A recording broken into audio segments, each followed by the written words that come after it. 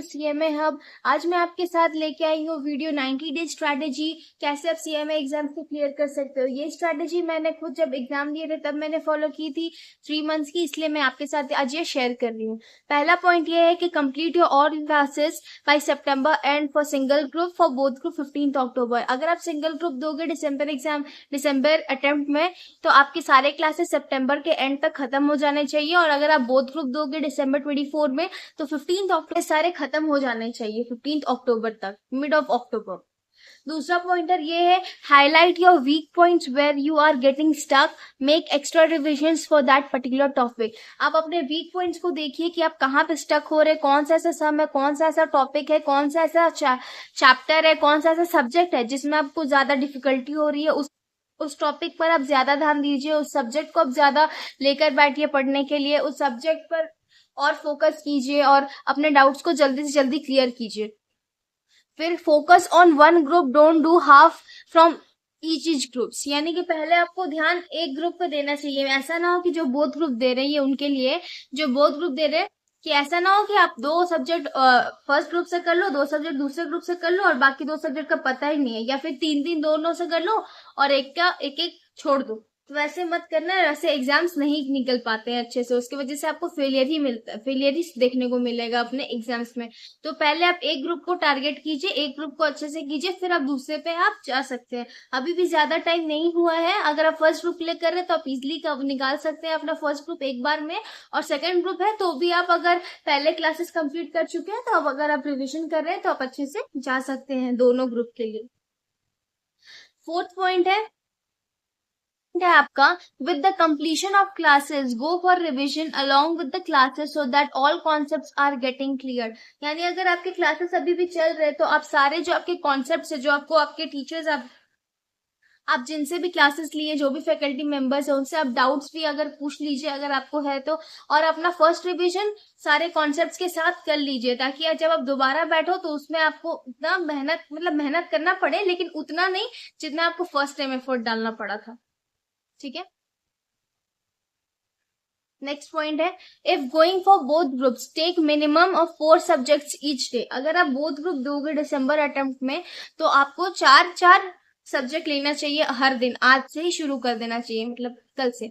2 theory और 2 practical, मैंने 2 theory 2 practical लिया था, और उसको आप 1 थ्योरी फिर 1 प्रैक्टिकल फिर 1 थ्योरी फिर 1 प्रैक्टिकल करके डिवाइड कर सकते हैं। डिवीजन मैंने कैसे किया था अपने सब्जेक्ट्स का मैं बता देती हूँ। कॉस्ट और मैनेजमेंट अकाउंटिंग का सिलेबस बहुत सेम रहता था, तो मैंने कॉस्ट और मैनेजमेंट अकाउंटिंग 2 प्रैक्टिकल सब्जेक्ट्स ले लिए। लॉ और डेटा एनालिटिक्स ले लिया। डेटा एनालिटिक्स मैंने इसलिए ले लिया था क्योंकि उसका कंटेंट कम था, 20 नंबर का था, और लॉ थोड़ा वास्ट रहता था, तो लॉ पढ़ने के बाद कुछ इंटरेस्टिंग पढ़ने का मन करता था, तो data analytics was interesting for me. जरूरी नहीं आपके लिए भी इंटरेस्टिंग हो, आप ये अपने अकॉर्डिंग चेंज कर सकते हो। ये मेरे अकॉर्डिंग था, अगर आप इसे फॉलो करते तो श्योरली विल गेट बेनिफिट। आप इसको 2 दिन अप्लाई करके देखिए, अगर आपको नहीं ठीक लगे तो आप उसे अपने अकॉर्डिंग चेंज कर लीजिएगा। दूसरा था मेरा कॉर्पोरेट अकाउंटिंग, टैक्स में मैं डायरेक्ट टैक्स ले रही थी, फिर ऑपरेशन मैनेजमेंट, ओएम और ऑडिट। तो मैं कॉर्पोरेट अकाउंट्स और टैक्स आपका प्रैक्टिकल हो गया, operation management practical plus theory दोनों था, तो इसलिए मैंने रखा, और ऑडिट तो कंप्लीट थ्योरी था, तो इसीलिए मैंने इसको रखा। फिर दूसरा था FA accounts plus FM plus SM plus IDT. तो अकाउंट्स और एफएम तो प्रॉपरली पूरा प्रैक्टिकल सब्जेक्ट हो गया। अकाउंट्स में भी थोड़ा थियोरेटिकल पार्ट है, बट उससे सिर्फ एमसीक्यूज या बहुत माइनर क्वेश्चंस आते हैं। SM is again total theory, and IDT theory और प्रैक्टिकल दोनों, ज्यादा थ्योरी कंटेंट है इसमें भी। तो वही चीज है, मैंने ऐसे डिवाइड किए थे। अब इसका अगर आप चाहें तो आप सारे मेरे नोट्स का फोटो क्लिक कर सकते हो, अगर आपको ये बेनिफिशियल लग रहा है तो। मैं आपको स्क्रीनशॉट लेने के लिए टाइम दे रही हूँ। आई होप आपने स्क्रीनशॉट ले लिया होगा, आप चाहे तब इसका भी ले सकते हैं। हाँ, और उसके बाद मैं क्या करती थी, संडेज को मैं टेस्ट देती थी और रिवीजन करती थी, और फोकस उस कॉन्सेप्ट्स पे या उस सब्जेक्ट्स पे ज्यादा करती थी जो मेरा वीक था।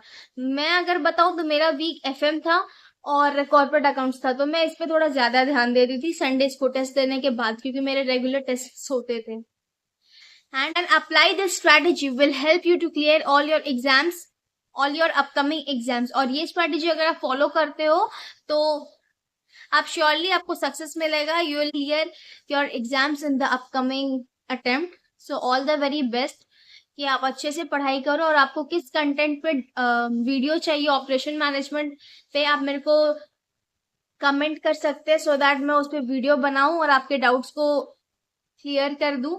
और अगर आप चाहते हैं कि मैं और भी सब्जेक्ट्स में अगर वीडियो बनाऊं तो please let me know in the comment section.